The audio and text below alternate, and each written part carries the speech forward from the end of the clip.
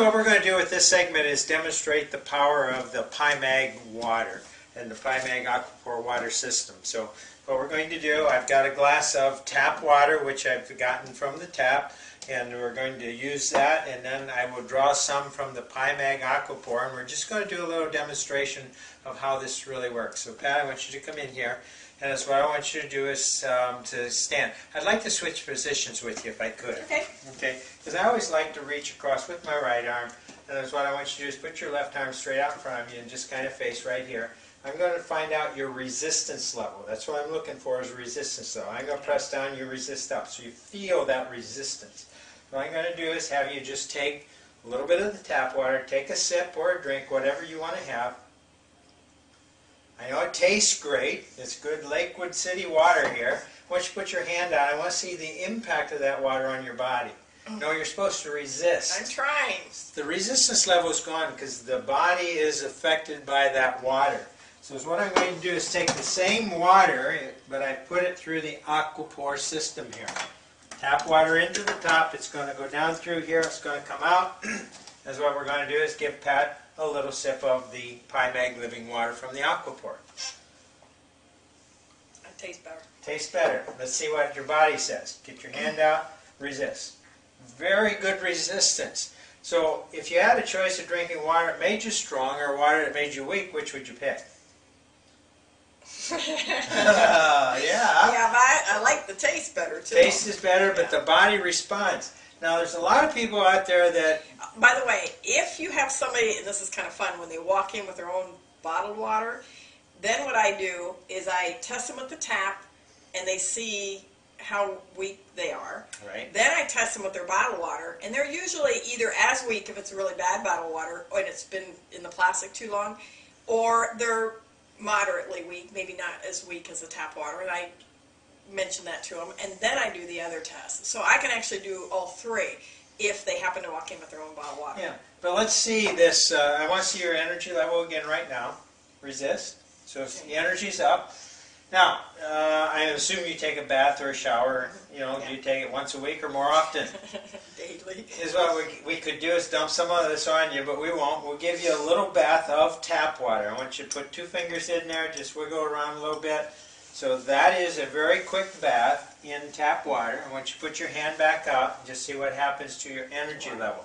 That's now, even you're supposed than, to resist. I know, that's resist. worse than drinking. Absolutely. Oh, that even makes it hurt. So what we're going to do is the same thing with the PiMag water. I'll put a little more in. We're going to give her a bath in PiMag water. Move that around a little bit. And this is a demonstration of the PiMag shower system. So go ahead and put your hand out, resist. So it's very good resistant. So you can see that people that buy bottled water should, if they think they're getting good value, they better bathe and shower in the bottled water, but they don't. So everything they try to do with bottled water is negated by the fact that they just jump in the shower or the bathtub in tap water, and you take in up to 10 times more contamination through your skin than you do even drinking the water. Yeah. So basically, just to do it real simple, you test them with a good source, and they're going to see the strength, which is the Pi water. You're going to test them with a bad source, which is either their bottled water, tap water, or both. And then you've got to equate it back to lifestyle. Lifestyle is you get more from the shower or your tub, and so you have a filter that will take care of that. And we always recommend have the little demonstration of the plants out so they can see the value of tap water, reverse osmosis. Picture of it. Yeah, the pictures of it. Now, if somebody says they're on well water or they got really good, well water, we run across that here where people think well water is really good. And we just remind them whatever was in the air has gone and been compressed. I mean, they've shown that well water isn't so good. But the nice thing is you can put well water in here. Well, sure. Let's look at the other thing. Let's look at the other thing. What about rainwater from the roof? Well, it's the same thing. It's still picking up contaminants. I mean, the reality is rainwater is probably a bit better than coming through multiple pipes in a municipality. But you've still got contaminants. It's still been sitting up there. You still need to remove the bulk of the contaminants, but you've got to put back the living elements. So a water filter or a... This is actually what we call this is a water treatment system. We don't use the word filter in our first statement. We say we're going to show you a water treatment system. And the reason for that, it takes out the competition when they say, how does this filter compare to another filter? They say, it's a step above. It's a water treatment system. Because a water filter, you put the water in, it filters everything out, and then you have dead water. It's filtered out the living elements that make that water transportable to the cell.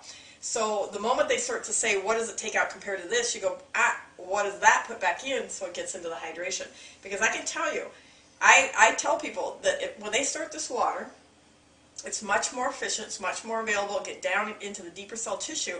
And for people that are really healthy, I tell them what's really interesting is that most people quit drinking water around dinner time, sometimes even earlier, because they don't want to be up all night, going to the bathroom a lot. And that's because they're drinking very inefficient water that's going straight on through them and it's going to keep flushing out.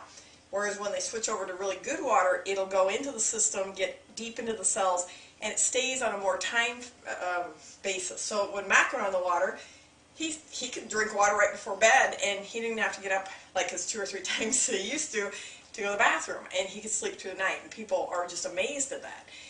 For me, I used to have to stop drinking water very early, and now I also drink all through the evening and then drink a glass before bed. Right. But if that person is quite ill, even if they don't know they are, they're very acidic and they're very dehydrated deep in, the first 2 days on it, they may actually get up more because the water is getting straight in, binding right up with the crud in their system and taking it right on out. It's not going to wait for a time because it's doing its job. So I always say to them, if you notice that you're the opposite, where you actually increase your trips to the bath the first couple of days, this is a good thing you got on it because you really needed it because you're starting to purge and clean Well, out. since sleep is the flagship of NEEC and everything that they have, when should you drink water? Shouldn't you have, 12, 14 ounces before you go to bed so the body's hydrated so it can work the best, the most efficiently? Well, you certainly shouldn't be, you certainly should be drinking more throughout the day, but it'll be much more efficient. And like I said, most people cut it off too early in the evening.